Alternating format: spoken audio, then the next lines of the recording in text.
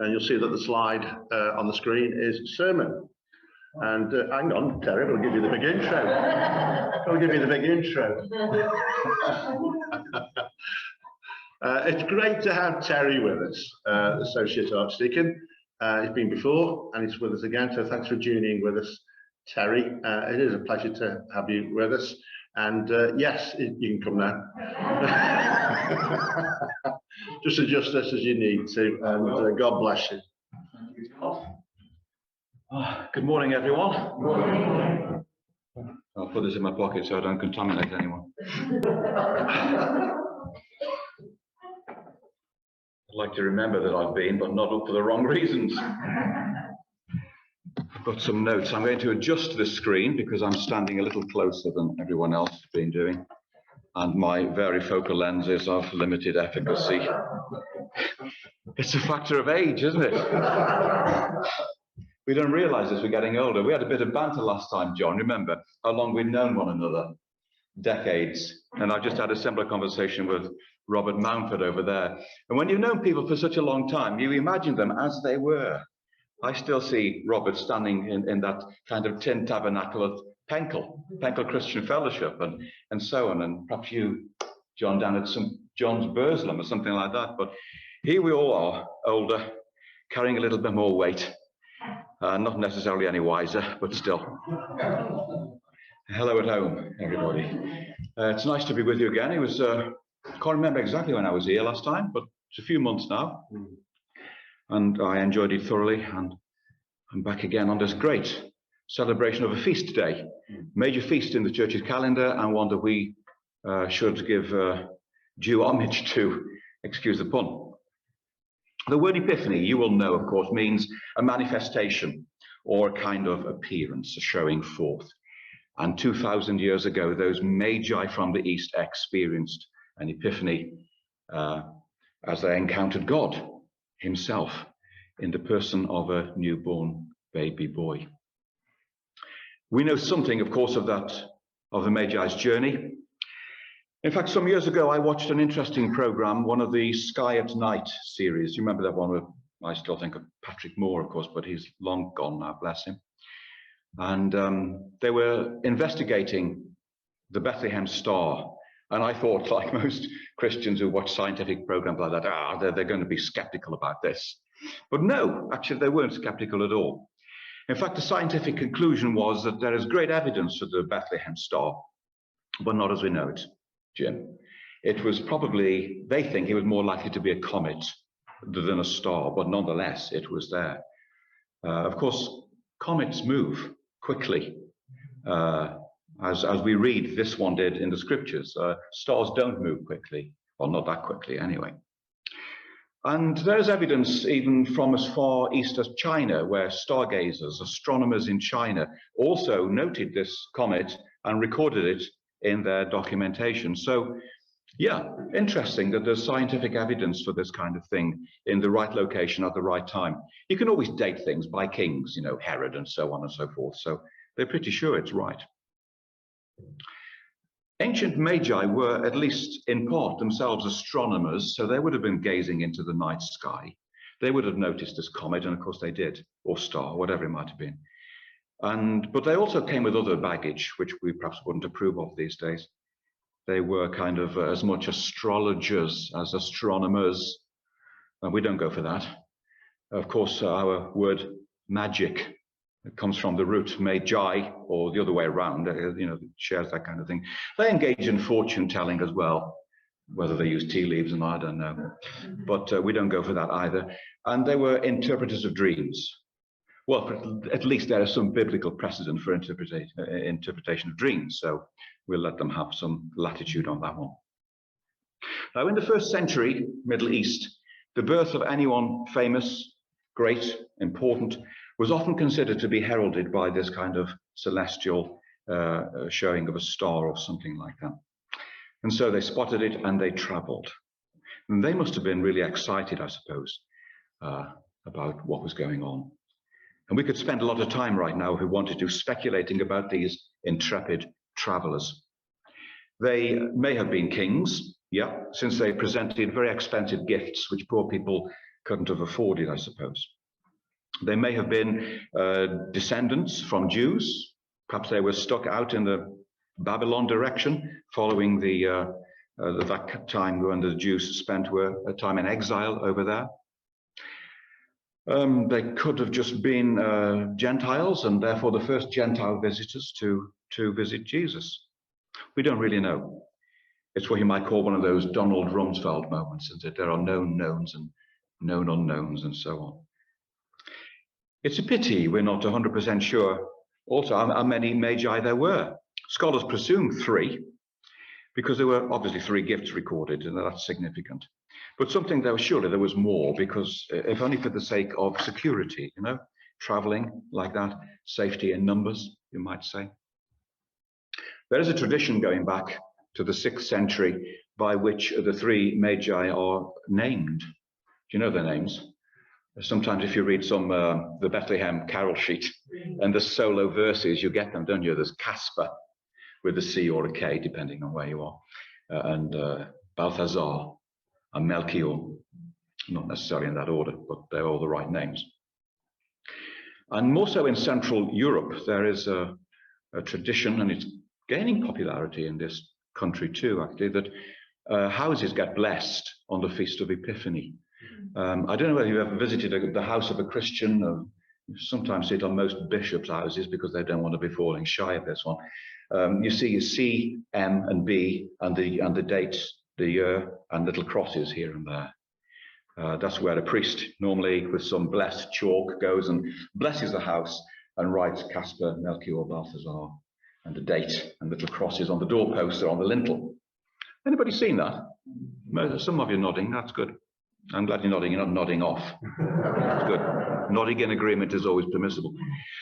Those names, I think, are just a concoction. They've just been created. And some say they're an aid memoir, actually, for what the priests used to say in blessing the house, generally in Latin.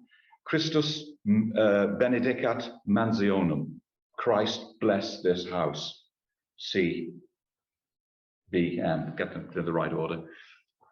Hence the names. I don't know. Take your choice. Sounds plausible, doesn't it? It's a nice one. I guess having something hovering in the sky over a place on the point on the earth, it's not that easy to know exactly where it's pointing, where beams might be shining. And we read that the Magi visited Herod, of course, before they went any further to probably obtain a further clue, a bit more accuracy. And you know from your related Christmas reading that Herod was a half Jew, a kind of puppet king installed by the Romans, generally hated by the Jews, and he always felt insecure.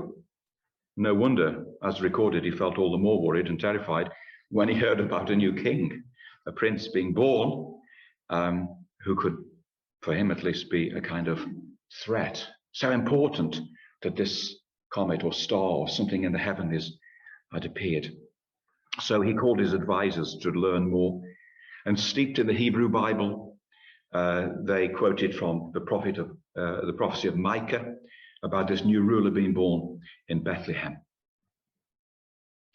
So as he sent the Magi onwards, who knows? My guess is he probably sent some spies along with them as well, because despite the Magi going back a different way, he knew exactly where they'd been and what was going on. And that was the location where he initiated his subsequent murderous regime of the children under a certain age. 2, 3, can't quite remember now. In a way, the Magi's own epiphany, I suppose, started before they glimpsed the newborn baby. The star having stopped, we read, over that point, they knew somehow that they were in the right place. And it's recorded that they were filled with joy, even at that very moment. And on seeing the baby, then immediately they worshipped him and they presented their gifts. Gold, commonly understood to symbolize kingship, frankincense for priesthood or prayer, and myrrh, an expensive spice used in burial, the anointing of bodies that have died prior to burial, of course. And so we can understand the significance, knowing how this story pans out, of those special gifts. Then they returned to their own country, having paid heed to what had been revealed to them in a dream concerning Herod and his false declaration of intent. And that's all we hear of the wise men. It's a great shame, really, isn't it, I think, because they're interesting characters. And I think it would have been to our advantage, perhaps, if we'd have heard in what way this wonderful special epiphany they'd experienced affected them subsequently as they journeyed on in their kind of life. To what degree had they understood this baby to be Emmanuel, God with us, God with them? Surely during that time in Bethlehem with the Holy Family, they would have heard all sorts of stories about what had been said about this child, revelations to the shepherds and to the Holy Family and to Zechariah and so on and so forth. They didn't have the advantage, of course, of having John's Gospel readily available to them, which talks about the Word becoming flesh and dwelling among us. But the fact is, we do have that document. And I suppose there is the first challenge for us in this Epiphany, this feast. What does this mean to us at the beginning of this new year, as indeed as it has done in previous New Years and will do henceforth? If this well-known story has value, I think it is in how we embrace its truth and how it changes the way in which we live, the way in which we might act differently as a consequence. We can only assume that the Magi were changed in some way, having encountered God. If you encounter God, God changes you. Surely you cannot come into the presence of God and then disappear and remain unaffected by that encounter. Our celebration of Christmas could represent either simply a kind of temporary interlude to forget about the stresses and strains of the world, or it could be, and much more significantly, the inauguration of a new age. Which is it to be for us this time around? I think the answer has to depend on how the concept of this Word becoming flesh takes root in our hearts and in our minds. I rather like one of the modern nuances of this verse. The Word became flesh and dwelt among us. It's been said, and you probably heard it, God pitched his tent in our midst. Now, this phrase gets used a lot in my current Bible reading. I've started my Bible in a year again. Now, I can't claim that I do that every year, but every other year, generally on New Year's Day, I've got various versions of it, Bible in 365 parts. And so in addition to the daily lectionary readings, which I'm obliged to kind of absorb, I take 20 minutes to read the Bible. So by God willing, this time next year, I will have again read right the way through, cover to cover. Not many Christians do that. Not many Christians would say, I've read the Bible cover to cover. But, you know, even with the lectionary and the Sunday readings, how else are we going to know what God's word says to us if we don't actually read it? Because the Sunday readings and the lectionary of the weekday miss like massive chunks. And it's a revelation to me always when I do this have this discipline to, that's where it comes from. And that's how it relates. I knew it, but I didn't know it was there. I commend that to you. Nip to the Bible bookshop. Other bookshops are available. And pick up yourself a Bible in 365 parts. Give it a go. And because they're dated, you don't have to start on New Year's Day. You can start any day and finish on the day previous to when you start. It's a good thing. Anyway, you can imagine at the moment, I'm stuck in Genesis. And I've got people like Abraham before he was Abraham, and Sarai before she became Sarah, and other hangers-on like Lot, more than a hanger-on, I suppose. But they were moving around under God's instruction, and what were they doing? Pitching their tent. And pitching their tent got them into some trouble, actually, here and there. They would find themselves one place, they pitch a tent, first of all, I think it's between Bethel on one side and Ai on the other. And wow, the people who are around them, it has an impact on them, and they soon get rid of them, actually, and they have to go somewhere else and pitch their tent. This is the truth. What happens when someone pitches their tent in your vicinity? It makes a big difference on you. Let's take a contemporary example of that kind of thing, which we can more easily visualize, because you've never been to Bethel, or I suppose. But imagine one of those TV reports of a refugee camp, maybe in Calais or somewhere like that. If you were a refugee in your tent in Calais, and someone came and pitched their tent next to yours, you would know exactly, practically, what that meant, them coming. It would have practical implications for you. There would be some accountability, there would be some mutual responsibilities in that situation. There could be some advantages as well in them coming. Imagine if you're a refugee fleeing and someone comes and pitches their tent next to you, and they fully appreciate what you've gone through. They've experienced the same. They know how you're feeling. They can empathize to the nth degree in your situation. You can tell them your story and they can understand it. They can respond to you. You see, there's a parallel when someone pitches their tent next to yours.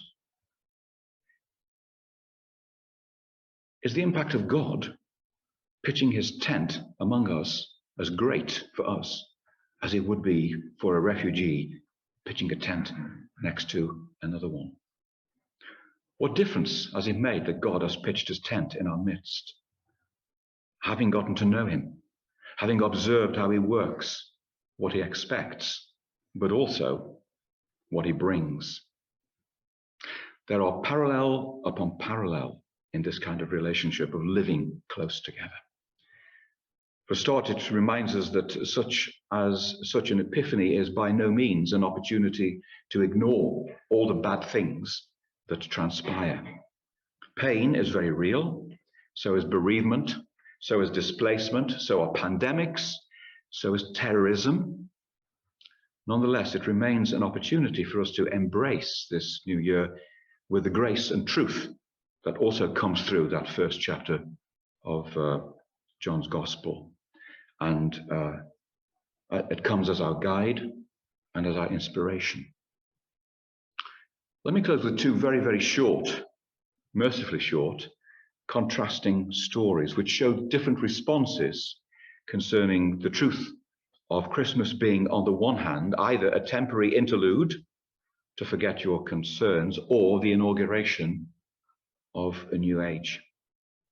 I read some time ago that its landing on Christmas Day, 2009, Delta Airlines Flight 253 experienced a terrorist attempt at detonating a bomb.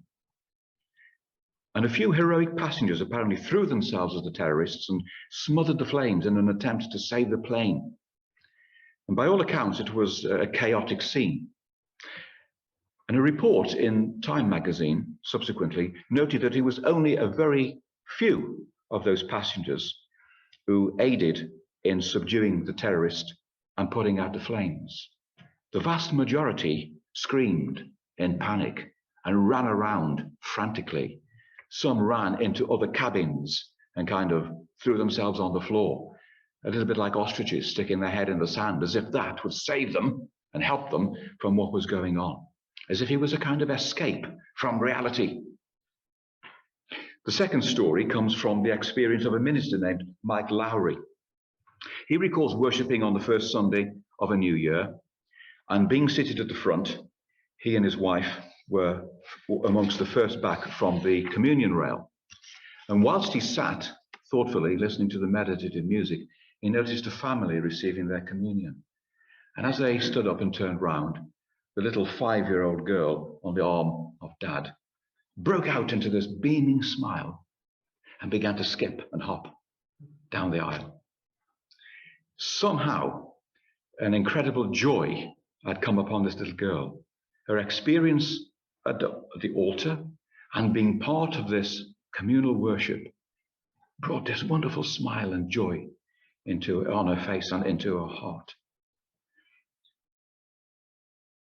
Now, which of those stories best captures the grace and truth of the gospel at the beginning of this year or at any time? The choice is ours. I know that this year will bring change. It will bring challenge. And when our routines get broken and we're confronted by change, what are we going to do? Are we going to cry, stop the world, I want to get off? Or will we at least metaphorically be able to still skip down the aisle wearing a smile?